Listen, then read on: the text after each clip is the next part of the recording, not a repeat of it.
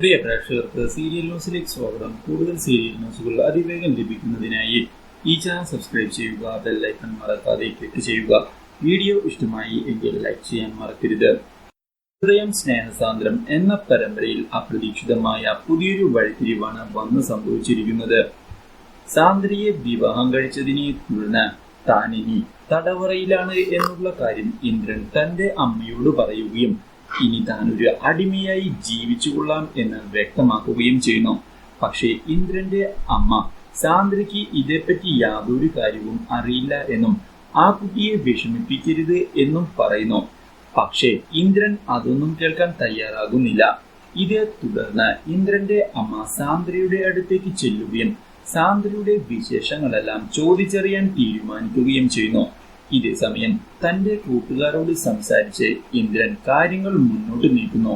എന്നാൽ ഇതിനിടയിൽ ആകെ തകർന്നു പോകുന്ന അമ്മു ഒടുവിൽ ഇന്ദ്രന്റെ ഓർമ്മകളിൽ നിന്നും രക്ഷപ്പെടുന്നതിന് വേണ്ടി അവസാന ശ്രമമായി തന്റെ ജീവിതം അവസാനിപ്പിക്കാൻ തീരുമാനമെടുക്കുന്നു. അതിനായി അവൾ വിഷം കഴിക്കുന്നു. ഇതേ തുടർന്ന് അമ്മുവിനെ വളരെ ക്രിട്ടിക്കലായ അവസ്ഥയിൽ ഹോസ്പിറ്റലിൽ അഡ്മിറ്റ് ചെയ്യുന്നു. ഇതേ സമയം കാര്യങ്ങൾ അറിയുന്ന ഇന്ദ്രന്റെ സുഹൃത്ത് ഇന്ദ്രന്റെ അടുത്തേക്ക് കുതിച്ചെത്തുകയും ഇന്ദ്രനോട് അർജന്റായി കൂടെ വരാൻ ആവശ്യപ്പെടുകയും ചെയ്യുന്നു. ഇന്ദ്രന്റെ അമ്മ എവിടേക്കാണ് അവനെ കൊണ്ടുപോകുന്നത് എന്ന് ചോദിക്കുന്നുവെങ്കിലും ഉത്തരമൊന്നും ലഭിക്കുന്നില്ല. ഇതേ തുടർന്ന് ഹോസ്പിറ്റലിലെത്തുന്ന ഇന്ദ്രൻ അമ്മുവിന്റെ അവസ്ഥ അറിയുകയും ആകെ തകർന്നു പോകുകയും ചെയ്യുന്നു.